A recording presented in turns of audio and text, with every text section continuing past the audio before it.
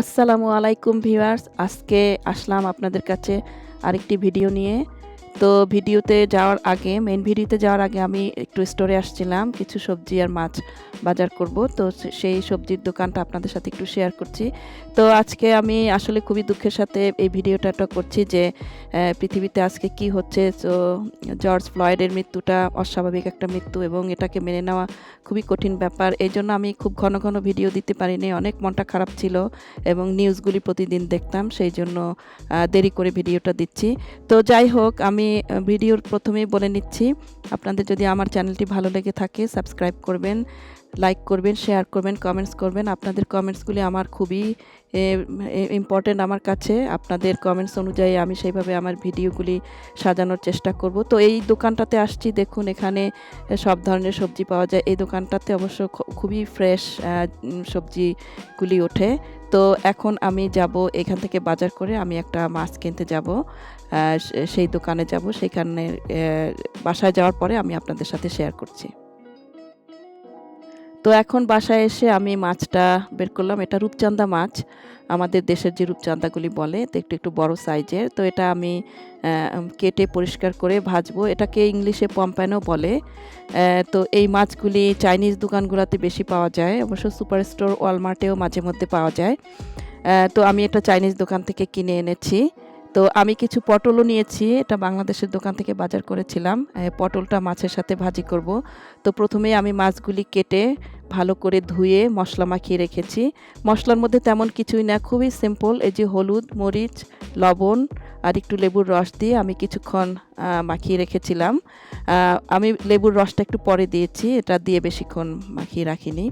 তো এই পর্যায়ে এসে আমি মাছের মধ্যে লেবুর রস দিব। আর হলো, এখানে আমি কিছু পেঁয়াজ আর কাঁচামরিচ কেটে রেখেছি, ওটাও আমি আলাদা ভেজে মাছের উপরে দিয়ে দিব।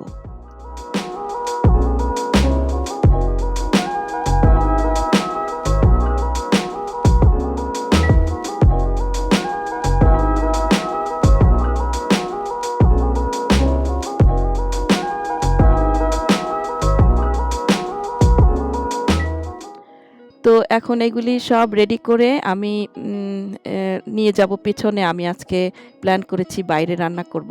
তো আমি এই কাটা পেঁয়াজের উপরে কিছু অল্প সামান্য করে, ধরেন হাফ টিস্পুনের মতো হলুদ, মরিচ আর একটু সামান্য লবণ দিয়ে আমি এটা মেখে পরে আমি ভাজবো। তো আমার স্টোভটা, যেটা গ্যাসের স্টোভ, এটা আমার স্টোরেজে থাকে। তো আমি সেটা বাইরে আনতে গিয়েছি। আনার সময় আমি আপনাদের সাথে একটু শেয়ার করছি। এই ফুল গাছগুলি কোনো যত্ন ছাড়াই এমনি হয়েছিল, এগুলি আগের বছর লাগানো ছিল। এই বরফের মধ্যেও এগুলি মরে যায়নি। বরফের মধ্যে এগুলি চুপ করে মাটির নিচে শুয়ে থাকে, আর এই সামার টাইমে আবার জেগে ওঠে এবং এই নিজে নিজে আপনি এই ফুলগুলি ফুটেছে। এখানে একটি বি আসছে, দেখেন, মৌমাছির মতো ফুলের মৌগুলি নেয়ার জন্য। তো এটা আপনাদের সাথে একটু শেয়ার করলাম। দেখুন, যত্ন ছাড়া, পানি ছাড়া, কোনো কিছু ছাড়াই এরা আপনি উঠেছে। এখানে একটু ছোট একটু বাগানের মতো আছে, এখানে কিছু আলু গাছ লাগানো হয়েছে আর কচু গাছ লাগানো হয়েছে। তো এখন আমি স্টোভটা নিয়ে গিয়ে আপনাদের সাথে পরে শেয়ার করছি।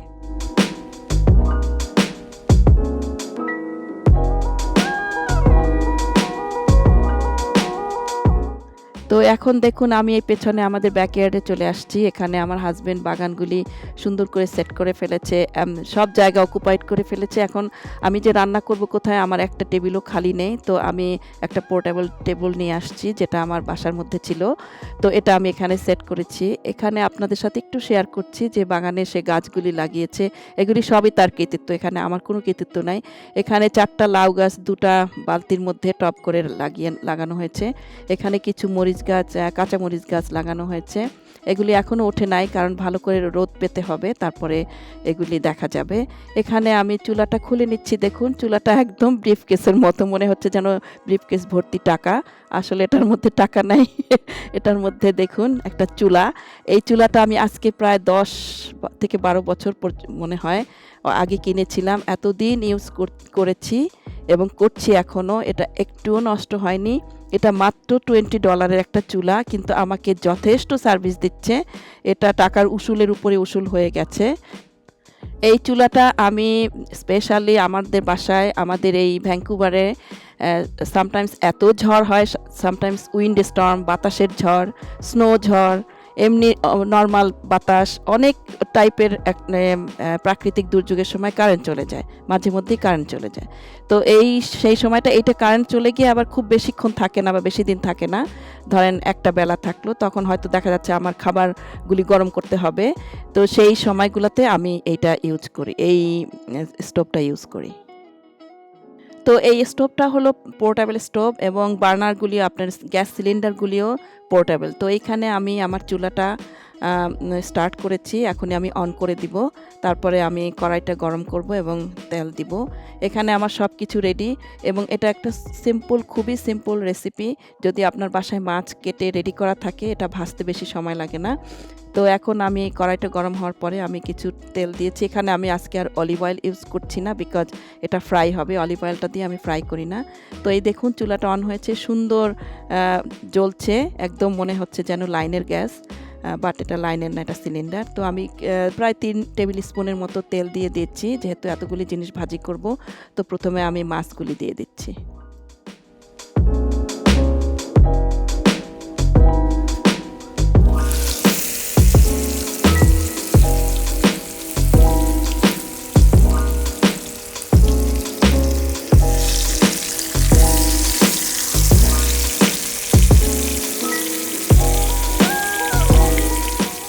তো এখানে আমি মাথাগুলি দেওয়ার পরে আমি লেজটা দাঁড় করিয়ে দিচ্ছি। এই জন্য দিচ্ছি যে ওই সাইডটা কোনো সময় শুইয়ে দিলে ভালো করে ভাজা হয় না, সেই জন্য আমি এভাবে এটাকে দাঁড় করিয়ে দিচ্ছি।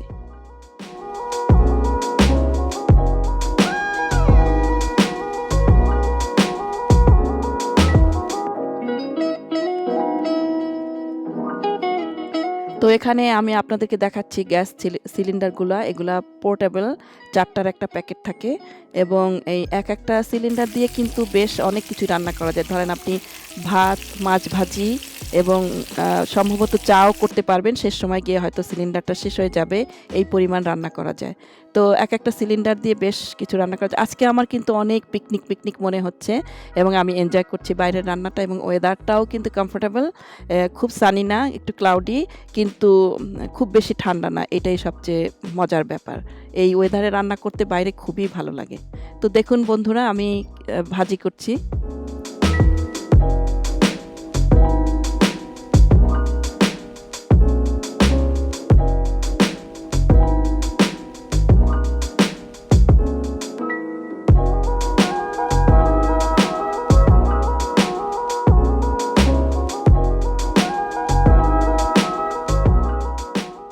তো ভিউয়ার্স, এখন আমি মাছগুলি একবার উল্টিয়ে দিলাম। এখন আমি আপনাদেরকে একটু বাইরে নিয়ে যাচ্ছি। আমার ব্যাকইয়ার্ডের বাইরে যেটা কমন স্পেস, এখানে 2টা বেড করা আছে। এটা আমার হাজব্যান্ড করেছে অনেক আগে, এরপরে গত বছর আমাদের আর বাগান করা হয়নি। এই বছর এই একটা বেড সে রেডি করেছে। এখানে সম্ভবত কিছু লাল শাক আর কিছু বীজ লাগিয়েছে, আমি ঠিক জানি না। তো আমাদের এই বাসাটা একটু স্টোরেজ, এই যে আমি পিছন থেকে দেখাচ্ছি, এটা পেছনের পার্ট। আর এই বেডটা এবার ঠিক করা হয়নি, এখানে কিছু গাছ লাগানো হয়েছে। আর এখান থেকে আমাদের কমন স্পেস, আর এই হয়তো আমাদের বাউন্ডারি ফেন্স যেটা বলে। আর আমার বাসার পেছনে বিরাট গাছ, এখানে সবসময় বাতাস হতে থাকে। তো এখন আমি আবার ভেতরে চলে আসলাম মাছগুলি একটু দেখার জন্য। তো দেখতে থাকুন দর্শকরা।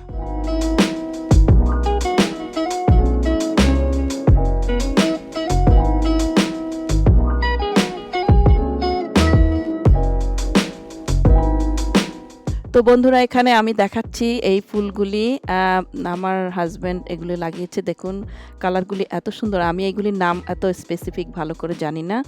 আর এখানে আছে কিছু টমেটো গাছ, আর এই টবটা সে রেডি করছে। এখনও ছোট গাছ লাগিয়েছে, এখনও হয়নি। টমেটো গাছ লাগানো হয়েছে প্রায় 3-4টার মতো। তো এখন আমি আবার এই আপনার চুলার কাছে চলে যাব। এখানে একটা মাচার দেখাচ্ছি এই জন্য যে এই লাউ গাছগুলি বড় হলে এটা এই পাশে শিফট করে এনে মাচায় উঠিয়ে দেওয়া হবে। আর এখানে আমার আগের গ্যাসটা শেষ হয়ে গেছে, ওটাতে অল্প একটু ছিল, হাফ মতো ছিল মনে হয়, না তার চেয়েও কম ছিল। এখন নতুন গ্যাসটা আমি লাগাচ্ছি, কিভাবে লাগাচ্ছি আপনাদেরকে দেখিয়ে দিলাম। যে এটা এখানে একটা হোলের মতো আছে, ওটা ওইখানে আর একটা সুইচের মতো আছে, ওটার সাথে ম্যাচ করে লকটা করে দিতে হবে, তাহলে এটা সুন্দর মতো সেট আপ হয়ে যাবে। যদি গ্যাসটা ঠিক মতো সেট না হয়, আপনি যদি অন করেন তাহলে আননেসেসারি গ্যাস বেরোবে, যেটা খুবই ডেঞ্জারাস। সেটা যাতে না হয় ওইভাবে কেয়ারফুললি এটা লাগাতে হবে। আদারওয়াইজ এটা স্মুথলি চলে এবং এটা দিয়ে সুন্দর রান্না করা যায়।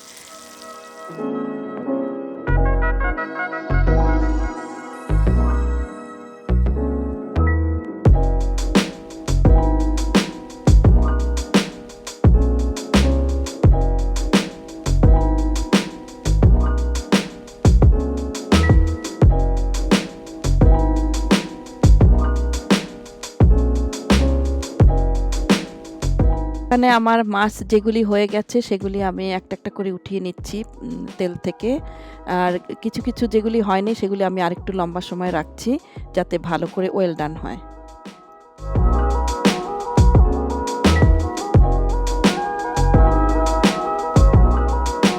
এরপরে আমার মাছ যেগুলি হয়েছে সেগুলি উঠিয়ে রেখেছি, বাকি ২ পিস ছিল ওটা আমি রেখে দিয়েছি। এবার আমি পটলগুলি দিয়ে দিচ্ছি। পটলগুলি অল্প কয়েকটা দিয়েছি, ওগুলি আমি খুব তাড়াতাড়ি আমার হয়ে যাবে। সেইজন্য সেইভাবে সুন্দর করে আমি উপর করে দিচ্ছি যাতে ভালো করে ওই পাশটা আগে হয়।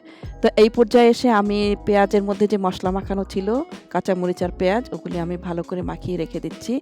পটলগুলি হলে তারপরে আমি পেঁয়াজটা ভেজে নেব।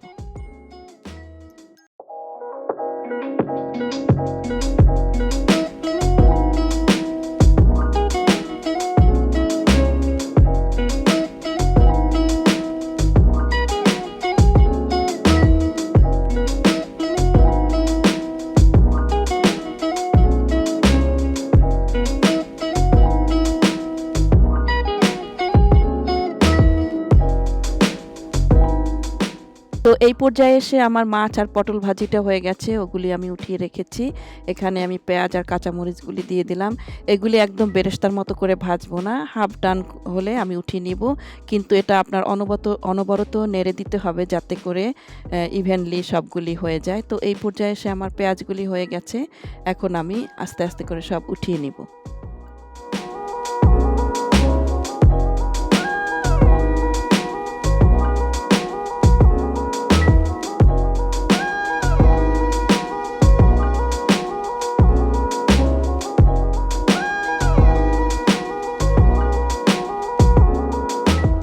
তো ভিউয়ার্স দেখুন আমার মাছ ভাজা একদম সম্পূর্ণ ডান। আমি উপরে পেঁয়াজগুলি দিয়ে কাঁচামরিচগুলি সাজিয়ে দিয়েছি, সবগুলি ভাজা হয়েছে। খেতে কিন্তু খুবই মজা হয়েছিল। এই পর্যায়ে এসে আমি আমার স্টোভটাকে ভালো করে ক্লিন করে নিচ্ছি। আর এরপরে নেক্সট টাইম যখন আমি ইউজ করব তখন আর আমার ক্লিন করতে হবে না। আর এখানে আমি গ্যাস সিলিন্ডারটা আনলক করে রাখলাম। আনলক করে আমি এভাবেই রেখে দিব যাতে নেক্সট টাইম আমি ইজিলি আমি বের করে ইউজ করতে পারি। তো ভিডিওর প্রায় শেষ পর্যায়ে, এই পর্যায়ে এসে আমি আপনাদের সবার কাছ থেকে বিদায় নিচ্ছি। নিশ্চয়ই দেখা হবে নেক্সট ভিডিওতে। তার আগে পর্যন্ত আপনারা সবাই ভালো থাকবেন, সুস্থ থাকবেন এবং সবাই সেফ থাকবেন এবং আমার সাথে থাকবেন। আবারও আমি আপনাদের রিকোয়েস্ট করছি আমার চ্যানেলটি সাবস্ক্রাইব করবেন আর প্লিজ আমার সাথে থাকবেন, কমেন্ট করবেন, শেয়ার করবেন। তো ইনশাল্লাহ দেখা হবে নেক্সট ভিডিওতে। সেই পর্যন্ত আল্লাহ হাফেজ। আসসালামু আলাইকুম ওয়া রাহমাতুল্লাহি ওয়া বারাকাতুহু।